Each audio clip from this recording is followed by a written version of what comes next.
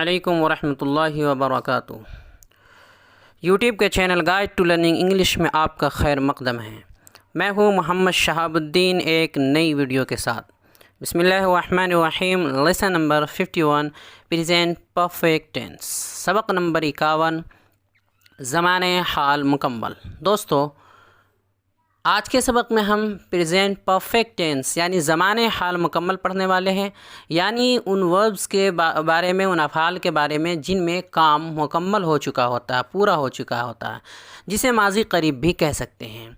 ये बहुत ही मुफीद और अहम सबक है, कोई ज़्यादा मुश्किल भी नहीं है, बस समझने की ज़रूरत है। तो आपसे गुजारिश है कि वीडियो को आखिर तक यानी बिल्कुल एंड तक देखें। आप पूरा देखते नहीं हैं, इसलिए समझ में नहीं आता, फिर बाद में शिकायत करते हैं। इसलिए पूरा देखें और समझने की कोशिश करें। तो आइए शुरू करते हैं। आगे बढ़ने से पहले दोस्तों, अगर आपने हमारे चैनल को अब तक सब्सक्राइब नहीं किया है तो कर लें और बेल आइकन में ऑल का बटन प्रेस करना हरगिज़ ना भूलें, ताकि इस तरह की एक वीडियो भी आपसे। परफेक्ट टेंस, ज़माने हाल मुकम्मल।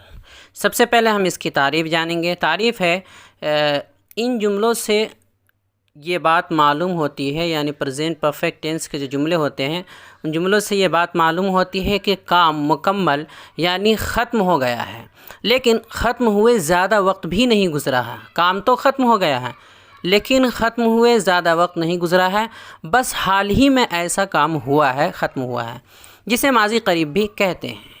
पहचान, इन जुमलों के आखिर में चुका है, चुकी है, चुके हैं, चुका हूँ, या फिर लिया है, दिया है, या है, ये है वग़ैरह जैसे अल्फाज का इस्तेमाल होता है ज़रूर आएगा। चुका है, चुकी है, दिया है, लिया है, इस तरह के अल्फाज आते हैं। जैसे मिसाल के तौर पर मैं पढ़ चुका हूँ, आई हैव रेड, वो सो चुकी है। शी हैज़ स्लेप्ट, उसने खाना खा लिया है। ही हैज़ ईटन फूड, हम वीडियो देख चुके हैं। We have watched the video.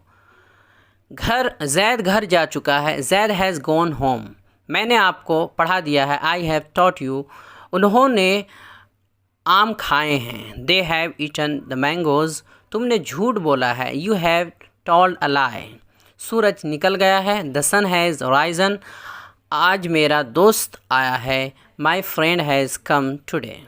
तो देखिए, इन सब के आखिर में आपको नज़र आ रहा होगा, उर्दू जुमले के आखिर में चुका है, चुकी है या लिया है, फिर इसी तरह आगे है दिया है, बोला है, गया है वग़ैरह जैसे अल्फाज का इस्तेमाल हुआ है। यानी वर्ब, इसमें किस वर्ब का इस्तेमाल होता है, तो इसमें बल्कि यूँ कह लीजिए कि जितने भी परफेक्ट टेंस होंगे, चाहे माजी के हो, पास्ट के हो, या प्रेजेंट को हो, या फ्यूचर के, जितने भी परफेक्ट टेंस होंगे सब में हमेशा वर्ब की थर्ड फॉर्म यानी तीसरी शक्ल का इस्तेमाल होता है। याद रखें कि परफेक्ट टेंस जितने भी हैं सब में वर्ब की थर्ड फॉर्म यानी तीसरी शक्ल का इस्तेमाल होता है। ये भी इसकी एक पहचान है।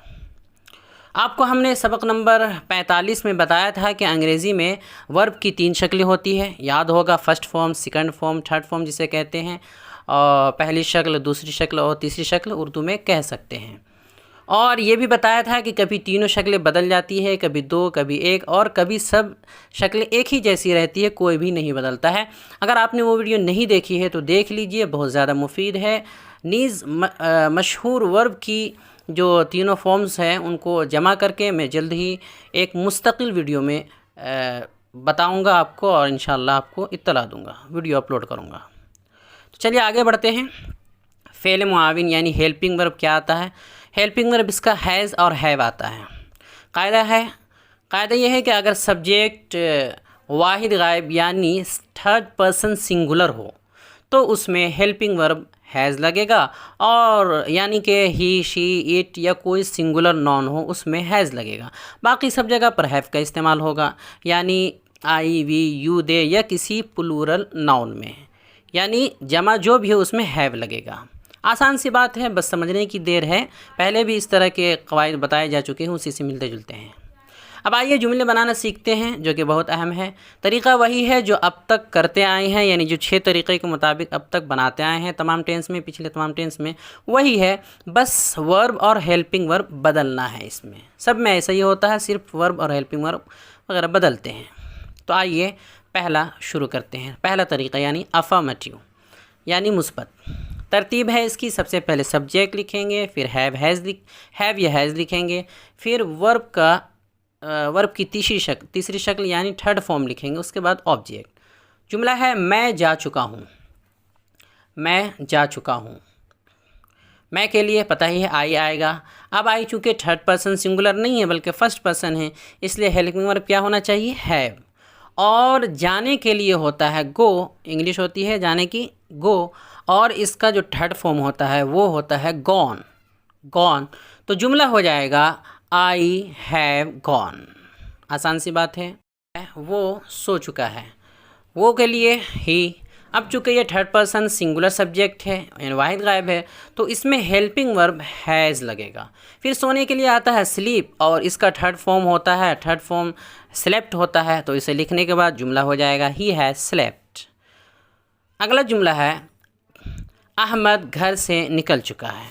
तो पहले अहमद लिखेंगे चूँकि यही सब्जेक्ट है। अब चूँकि ये भी थर्ड पर्सन सिंगुलर सब्जेक्ट है, अहमद यानी वाहिद है, एक है, और गायब है, थर्ड पर्सन है, तो इसमें भी हेल्पिंग वर्ब हैज़ लगेगा। अब कहीं से निकलने के लिए आता है लीव, और इसका थर्ड फॉर्म होता है लेफ़्ट, तो इसे लिख देंगे यानी लेफ़्ट लिख देंगे, तो हो जाएगा अहमद हैज़ लेफ़्ट। अब हाँ, घर के लिए हम लिखेंगे द हाउस होता है, शुरू में द भी लगा देंगे, तो जुमला हो जाएगा Ahmed has left the house. Ahmed घर से निकल चुका है। अब अगला जुमला है असातिज़ा आ गए हैं। असातिज़ा आ गए हैं या आ चुके हैं, दोनों इस्तेमाल कर सकते हैं। असातिज़ा के लिए होगा टीचर्स, चूँकि एक से ज़्यादा उस्ताद हैं इसलिए जमा का एस लगाया है आखिर में, टीचर्स। अब चूँकि सब्जेक्ट जमा है तो आंख बंद करके हैव लगेगा। जमा जहाँ भी हो सब्जेक्ट वहाँ हैव लग जाता है हेल्पिंग वर्ब के तौर पर। उसके बाद आने की इंग्लिश है कम, और इसका थर्ड फॉर्म भी कम होता है, कम ही आता है। फर्स्ट फॉर्म भी कम है और थर्ड फॉर्म भी कम है, COME कम। तो इसे लिखने के बाद जुमला हो जाएगा teachers have come. Teachers have come, असातिज़ा आ गए। ये तो पहला तरीका था। आइए अब आगे बढ़ते हैं और दो मिसालों से बाकी जो तरीक़े हैं वो समझते हैं। तो दूसरा तरीका है नेगेटिव यानी मनफी। तरतीब है इसकी, सबसे पहले सब्जेक्ट, फिर हैवंट या हैज़ंट, हैवंट पढ़ते हैं इसको, हैवंट या हैज़ंट। उसके बाद लिखेंगे वर्ब की थर्ड फॉर्म, फिर ऑब्जेक्ट। कायदा सब में एक ही है, कुछ अलग नहीं है। थर्ड पर्सन अगर सिंगुलर हो तो उसके साथ हैज़ंट लग जाएगा, और सब्जेक्ट अगर उसके अलावा हो तो हैवंट लग जाएगा। जुमला है मैं नहीं जा चुका हूँ। मैं के लिए आई, फिर हैवंट लिख देंगे, आई के बाद हैवंट लिख देंगे, इसलिए कि सब्जेक्ट आई है, फर्स्ट पर्सन है, थर्ड पर्सन के अलावा है। फिर गॉन लिख देंगे तो जुमला तैयार हो गया, हो जाएगा आई हैवंट गॉन। अगला है वो नहीं जा चुका है। वो के लिए ही, फिर चूँकि सब्जेक्ट थर्ड पर्सन सिंगुलर है इसलिए हैज़ेंट लिख देंगे, फिर गॉन लिख देंगे तो जुमला तैयार, ही हैज़ेंट गॉन। कितना आसान है। दूसरा तरीक़ा जानने के बाद तीसरा तरीक़ा है इंट्रोगेटिव यानी सवालिया मुस्बत। इंट्रोगेटिव सवालिया मुस्बत। तरतीब है, सबसे पहले हैव या हैज़ लिखेंगे, उसके बाद सब्जेक्ट लिखेंगे, फिर वर्ब की थर्ड फॉर्म, फिर ऑब्जेक्ट। आपको पता ही है सवालिया जुमला जो होता है उसमें सबसे पहले हेल्पिंग वर्ब लिखते हैं। तो जुमला है क्या मैं जा चुका हूँ। सवालिया जुमला में सबसे पहले हेल्पिंग वर्ब लिखते हैं, बताया ही है। तो चूँकि आई के साथ हैव लगता है इसलिए हम सबसे पहले इसे लिख देंगे, फिर सब्जेक्ट यानी आई को लिखेंगे, फिर वर्ब यानी वर्ब की थर्ड फॉर्म यानी गॉन को लिख देंगे, जाने के लिए गॉन। तो जुमला हो जाएगा हैव आई गॉन, क्या मैं जा चुका हूँ।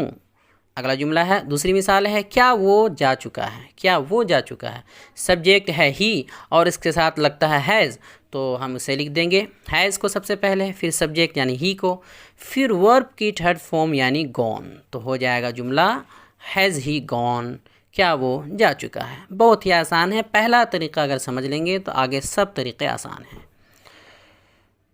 अगला तरीका है तरीका नंबर 4 नेगेटिव इंट्रोगेटिव यानी सवालिया मनफी। सवाल भी हो इसमें और मनफी भी हो। तरतीब है, सबसे पहले हैवेंट या हैज़ेंट लिखेंगे, उसके बाद सब्जेक्ट लिखेंगे, फिर वर्ब की थर्ड फॉर्म, फिर ऑब्जेक्ट। जुमला है क्या मैं नहीं जा चुका हूँ। यहाँ इससे पहले वाले जो जुमला भी हमने इससे पहले वाले जो जुमले के शुरू में हैव की अभी जो इससे पहले जुमला बनाया है बस उसमें हैव की जगह हैवेंट लिख देंगे तो जुमला तैयार हो जाएगा। पहला जुमला था हैव आई गो, तो लगा दिए शुरू में हैवन, तो हो गया haven't I go, haven't I gone, तो हो गया क्या मैं नहीं जा चुका हूँ। इसी तरह अगली मिसाल है क्या वो नहीं जा चुका है। इसमें हैज़ की जगह हैज़ेंट लिख देंगे तो जुमला हो जाएगा hasn't he gone, hasn't he gone. जो पिछला तरीका था बिल्कुल सेम ही है, सिर्फ हैव की जगह यहाँ यानी नफ़ी वाला जुमला है तो सिर्फ नोट इसमें बढ़ाना है, तो हैज़ की जगह हैज़ेंट लिख दिए तो हो गया हैज़ेंट ही गॉन, क्या वो नहीं जा चुका है।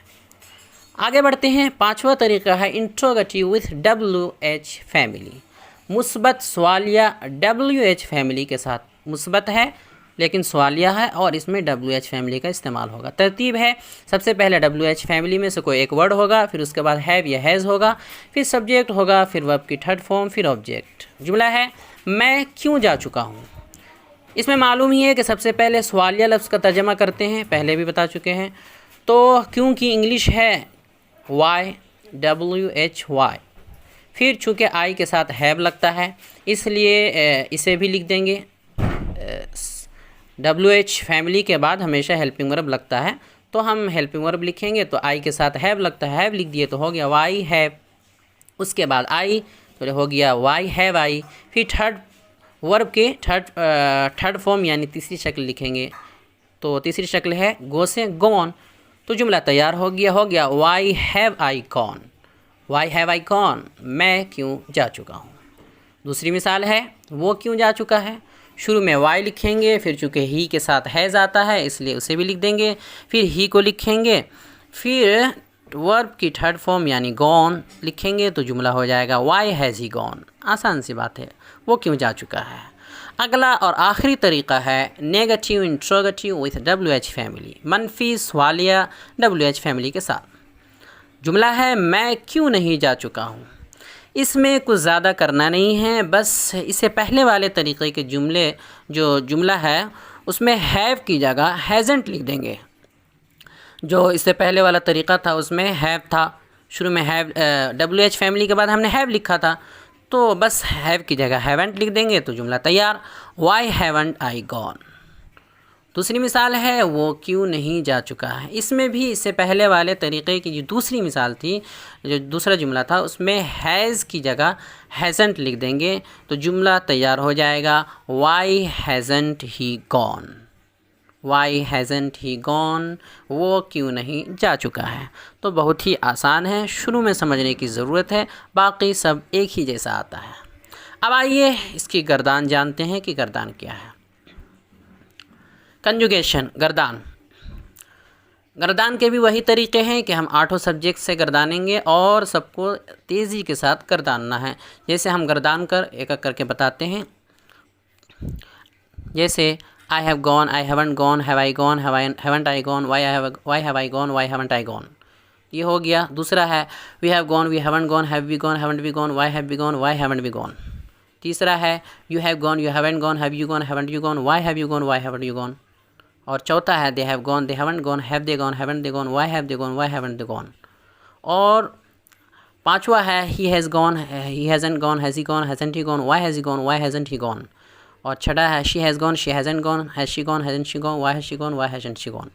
और सातवां है it has gone, it hasn't gone, has it gone, hasn't it gone, why has it gone, why hasn't it gone।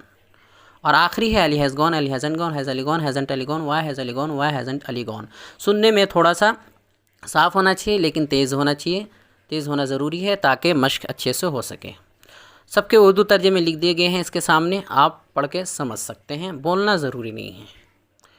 आज के सवालात। सवाल नंबर 1, पहला सवाल है आज के सबक यानी प्रेजेंट परफेक्ट टेंस की तारीफ़ और पहचान क्या है। तारीफ़ और पहचान याद रखना बहुत ज़रूरी है ताकि समझने में आसानी हो, इसलिए बताइए कि इसकी पहचान और तारीफ़ क्या है। दूसरा सवाल, सवाल नंबर 2, इन जुमलों की अंग्रेज़ी बनाइए। नीचे कुछ उर्दू जुमले दिए जा रहे हैं, उनकी अंग्रेज़ी बनाइए। पहला जुमला है तुमने मुझे मारा है। इसके सामने हमने वर्ब की तीनों शक्लें लिख दी है, फर्स्ट फॉर्म, सेकंड फॉर्म और थर्ड फॉर्म। देखिए मारने की इंग्लिश आती है बीट, इसका सेकंड फॉर्म भी हमने लिख दिया है, बीट सेकंड फॉर्म भी बीट आता है और थर्ड फॉर्म आता है बीटन। तो हम सब बोलते जाएंगे, अब समझते जाएंगे कि तीनों फॉर्म लिखे हुए हैं। तो तुमने मुझे मारा है, बीट बीट बीटन। उसने तुम्हें बुलाया है, इंग्लिश है कॉल, वर्ब है कॉल कॉल्ड कॉल्ड। राशिद बाज़ार गया है, तो जाने के लिए गो, वेंट, गॉन। क्या अनवर गुस्ल कर चुका है, उर्दू जुमला है, वर्ब है बाथ, बाथेड, बाथेड और बाथेड। और अगला है वो कहाँ गया है, तो जाने के लिए गो, वेंट, गॉन।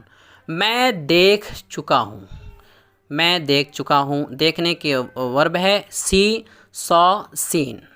क्या साजिद ने आपको गाली दी है, तो गाली देने के लिए अब्यूज़, अब्यूज़्ड, अब्यूज़्ड।